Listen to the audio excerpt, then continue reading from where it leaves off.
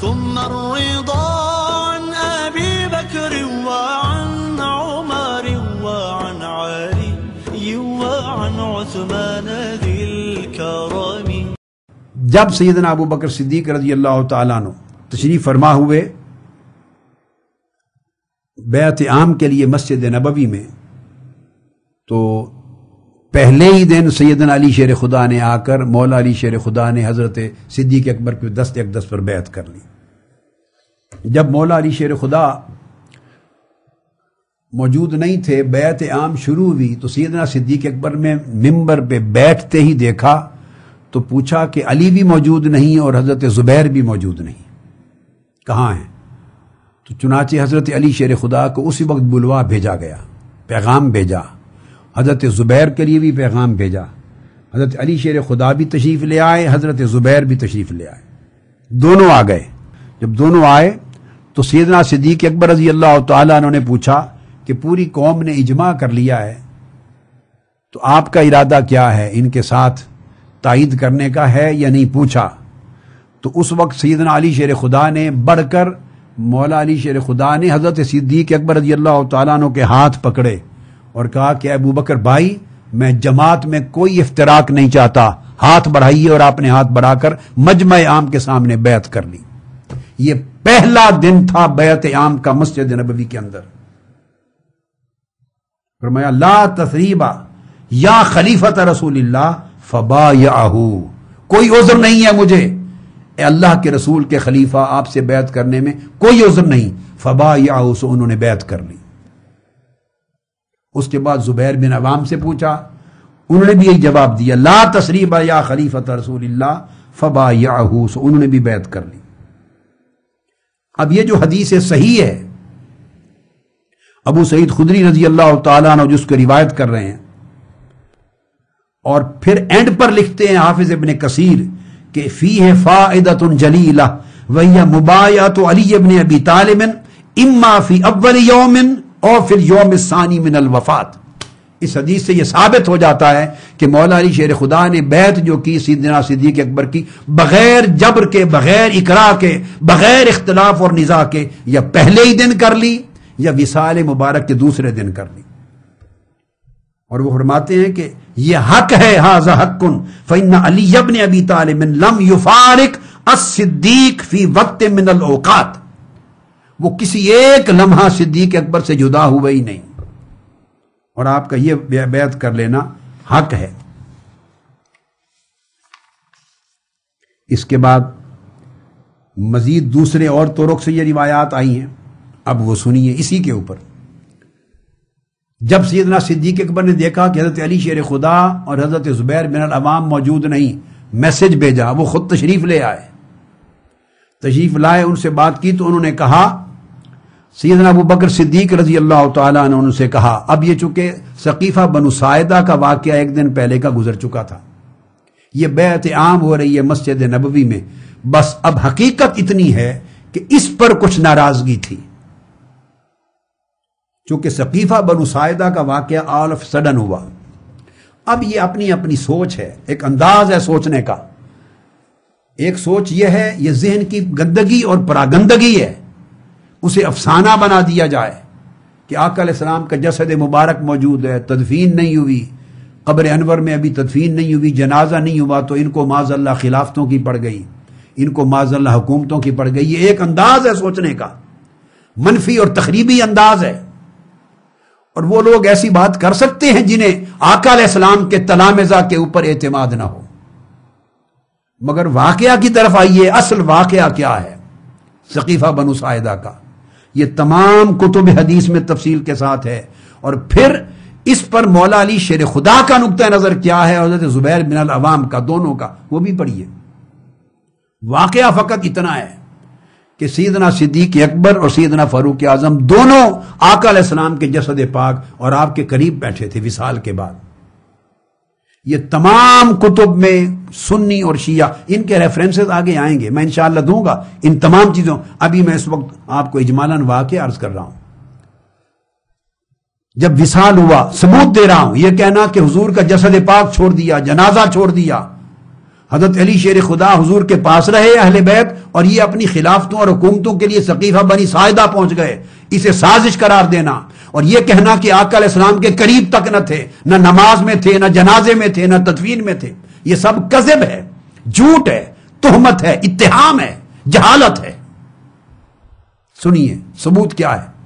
کل کتب میں ہے، سنی اور شیعہ کتب میں، جس کے حوالے آگے انشاءاللہ آ رہے ہیں، کہ جب آقا علیہ السلام کا وصال ہوا تو سیدنا عمر فاروق رضی اللہ تعالیٰ عنہ تھے. یہ کہنا کہ وہ موجود نہیں تھے یہاں، وہاں گئے ہوئے تھے. کون تھے؟ یہ سیدنا فاروق اعظم تھے، جنہوں نے تلوار نکال لی تھی اور کہا تھا کہ جس نے کہا کہ محمد کا وصال ہو گیا، وفات پا گئے، میں اس کا سر قلم کر دوں گا. آقا علیہ السلام کے جسد پاک اور چارپائی مبارک کے پاس کھڑے کہہ رہے تھے. سیدنا صدیق اکبر رضی اللہ تعالیٰ عنہ مسجد نبوی میں تھے. کبھی آپ نے سوچا فاصلہ کتنا ہے جو آپ نے کہا دور چلے گئے؟ مسجد نبوی کے صحن میں حجرہ سیدہ عائشہ صدیقہ رضی اللہ تعالیٰ عنہ کا دروازہ کھلتا تھا. دروازے سے ایک قدم باہر رکھیں تو مسجد نبوی آ جاتی. اور مسجد نبوی اس وقت کی وہ نہیں تھی جو آج آپ کو دکھائی دیتی ہے. وہ ریاض الجنہ کا جو حصہ ہے، تھوڑا سا آپ منبر رسول بھی دیکھتے ہیں، وہ 2 قدموں کا فاصلہ ہے. یہ حجرہ ہے عائشہ صدیقہ رضی اللہ تعالیٰ عنہ کا، جہاں وصال ہوا ہے. اور سیدنا صدیق اکبر اس وقت مسجد نبوی کے صحن میں پریشان بیٹھے تھے. صحابہ کرام دوڑ کر گئے اور عرض کیا، یا سیدنا صدیق اکبر، یا صاحب رسول اللہ، عمر فاروق یہ کہہ رہے ہیں. فاروق اعظم رضی اللہ تعالیٰ عنہ کا ایک خیال یہ تھا، جو بعد میں انہوں نے اصلاح کر لی اپنی. ان کا خیال یہ تھا کہ حضور علیہ السلام کی وفات نہیں ہو سکتی، یہ کتب میں آیا ہے. اور ایک خیال یہ تھا کہ اگر وفات ہوئی ہے تو دوبارہ مبعوث ہوں گے. ان کے ذہن میں یہ تھا کہ جب تک روم اور فارس کی تمام فتوحات نہ ہو جائیں، جن کا ذکر سورۃ الفتح میں قرآن مجید میں اللہ پاک نے کیا تھا، وہ فتوحات جن کی آج تمہیں قدرت نہیں، بلاد شام کی، بلاد روم کی، بلاد فارس و ایران کی، ان کے ذہن میں ان آیات کریمہ کی روشنی میں یہ خیال بیٹھا ہوا تھا کہ یہ ساری فتوحات آقا علیہ السلام کی حیات ظاہری میں آپ کے دست اقدس پر ہوں گی. ایک بات. اور دوسرا، منافق سارے حضور کی حیات میں ختم ہوں گے. لہذا جب تک سارے منافق ختم نہ ہو جائیں، منافقین مدینہ سے، اور ایران اور روم کی فتوحات مکمل نہ ہو جائیں، حضور علیہ السلام کا وصال نہیں ہو سکتا. سو ان کا خیال تھا کوئی نہ کہے کہ وفات پا گئے، خیال تھا دوبارہ مبعوث ہو جائیں گے، حیات ہو جائیں گے. جذبات میں، اس تصور میں، جوش میں آ گئے یہ کلمات کہہ رہے تھے، جس پر صحابہ کرام سیدنا ابوبکر صدیق کے پاس گئے. وہ دوڑے دوڑے اندر حجرہ مبارک میں آئے اور آ کر آقا علیہ السلام کا ماتھا مبارک اور جسد پاک چوما، بوسہ دیا، اور بوسہ دے کر پھر آپ نے وہاں خطبہ دیا کہ جو شخص محمد رسول اللہ صلی اللہ علیہ وسلم کی عبادت کرتا تھا، اگر یعنی انہیں معبود سمجھتا تھا، تو وہ جان لے کہ حضور وصال فرما گئے. چونکہ وفات کا کسی کے لیے نہ ہونا یہ شان الوہیت ہے، اور جو اللہ کی عبادت کرتا تھا وہ جان لے کہ اللہ حی لا یموت ہے. اس پر سیدنا فاروق اعظم رضی اللہ تعالیٰ عنہ نے یہ خطبہ سن کر اپنا کنسپٹ کلیئر کیا. اب یہ سارا واقعہ جو کتب اہل سنت اور کتب شیعہ میں ہر جگہ آیا ہے، یہ سب کچھ کیا بتاتا ہے؟ یہ سارا واقعہ بیعت عائشہ صدیقہ رضی اللہ تعالیٰ عنہ میں آقا علیہ السلام کی بارگاہ میں ہو رہا ہے. وہیں موجود بیٹھے تھے کہ جب سیدنا صدیق اکبر کو یہ خبر پہنچی کہ انصار نے اپنا اجلاس شروع کر لیا ہے سقیفہ بنو ساعدہ میں، اور وہاں وہ اپنے امیر کا اعلان کرنے والے ہیں. جس سقیفہ بنو ساعدہ کو ایک گھناؤنی سازش کی داستان بنا کر پیش کیا جا رہا ہے. عزیزان محترم، تھوڑے تحمل سے تعصب کو، اناد کو، عداوت کو، منفی خیالات کو ذرا تھوڑی دیر کے لیے ذہن سے نکال کے نیوٹرل ہو کے سوچیں. اس وقت کی پوری پولیٹیکل سچویشن کا انالیسس کرتے ہوئے سوچیں کہ فتنوں کا دور ہے، اور فتنے آقا علیہ السلام کے وصال سے قبل شروع ہو چکے تھے، اور انتظار میں تھے کہ آقا علیہ السلام کا وصال ہو، وہ حملہ آور ہو کر مدینہ پر قبضہ کر لیں یا امت مسلمہ کو منتشر کر دیں. کون اس حقیقت سے انکار کر سکتا ہے کہ مسیلمہ کذاب نے آقا علیہ السلام کی حیات ظاہری میں دعوی نبوت کر دیا تھا؟ کوئی انکار کر سکتا ہے اس بات کا؟ امر سری ہے. उसने अपने 2 पैगाम भर भेजे थे आका अलैहि सलाम की बारगाह में कि आइए हिस्से तकसीम कर लें, इतना हिस्सा आपकी रिसालत में रहे, इतना मुझे दे दें, मेरी नबूवत में रहे। उन 2 आदमियों से कुल कुतुब में आता है, उठाइए ज़ादुल मआद और तमाम किताबें, इब्नुल क़य्यिम वगैरह की, तारीख की तबक़ात इब्न साद की, अल बिदाया वन निहाया, तारीख तबरी, तमाम कुतुब उठा के देखिए। आका अलैहिस्सलाम की बारगाह में, बुखारी मुस्लिम में, सियासित्ता में आया, 2 आदमी आए थे उसका पैगाम खत लेकर। तो आका अलैहिस्सलाम ने पूछा, तुम क्या अकीदा रखते हो मुसैलमा कज़्ज़ाब के बारे में? उन्होंने कहा था कि हम उसको अल्लाह का रसूल मानते हैं। जिस पर आका अलैहिस्सलाम ने फरमाया था, अगर मेरी शरीयत का यह हुक्म ना होता जो मैंने लोगों को दे दिया है कि किसी के सफीरों को कत्ल न किया जाए, नुमाइंदों को, तो आज मैं तुम्हें कत्ल कर देता।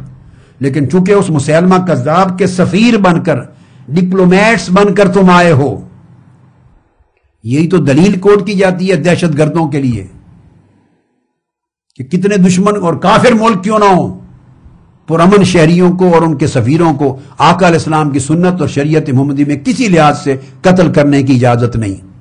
आका अलैहिस्सलाम ने सरी फरमाया था, चूंकि शरीयत में, मेरे हुक्म में, मेरी शरीयत में सफीरों को कत्ल करना ममनू है, इसलिए मैं तुम पर तलवार नहीं उठाता। तो मुसैलमा कज़्ज़ाब का फितना शुरू हो चुका था। उसके इर्द गिर्द के कबीले वाले लोग उस पर ईमान ला चुके थे झूठा मुद्दई नबूवत बनकर। और इस अमर से कौन इनकार कर सकता है कि आका अलैहिस्सलाम ने लश्कर भेज दिया था, लश्कर उसामा बिन ज़ैद का लश्कर हुजूर की हयात तय्यबा में मुसैलमा कज़्ज़ाब के लश्कर से जिहाद करने के लिए जा चुका था। और उसको गए हुए 20 दिन हो चुके थे, जिहाद के लिए जिहाद हो रहा था। पीछे आका अलैहिस्सलाम का विसाल हो गया। और जब विसाल हो गया आका अलैहिस्सलातु वस्सलाम का, तो विसाल की खबर सुनकर मुसैलमा कज़्ज़ाब के लश्कर से जिहाद करने वाले सहाबा का और सिपाहियों का, हजरत उसामा बिन ज़ैद के क़यादत में, वो सिपा सालार थे, वो फौज वापस पलट आई मार्का छोड़कर। और जब पहुंची तो विसाल का अगला दिन था, जब बैत हो चुकी थी सैयदना सिद्दीक़ अकबर के साथ। उस वक्त मस्जिद नबी में उसामा बिन ज़ैद पहुंचे। ये वाक़या है, तारीख भी कुतुब शिया में दर्ज है, मैं आगे हवाला दूंगा, आगे दूंगा। अभी मैं चाहता हूं कि एक पूरी की पूरी जो स्केच है वाक़या का, वो आपके गोश गुजार कर लूं।